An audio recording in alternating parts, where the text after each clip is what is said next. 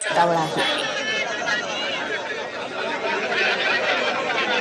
एकच वादा अजितदादा असं जेव्हा म्हटलं जायचं याआधी आपण सभांच्या वेळेला रॅलींमधून ते ऐकलेलं होतं. मात्र ती घोषणा कशी मनातून आलेली होती, ती घोषणा अजित पवारांसाठी किती महत्त्वाची होती किंवा अजित पवारांसाठीच ती घोषणा का, याचा खरं तर आज या निमित्ताने आपल्याला ते अनुभवता येते की असं का म्हटलं जायचं.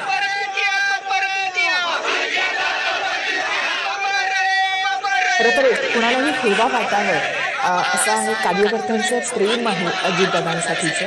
आणि अजितदादा हयात असताना त्यांनी हे प्रेम अनुभवलेलं आहे. म्हणजे रोड शोच्या माध्यमातून असो किंवा रॅली असो, या सगळ्या माध्यमातून त्यांनी हे प्रेम अनुभवलं होतं.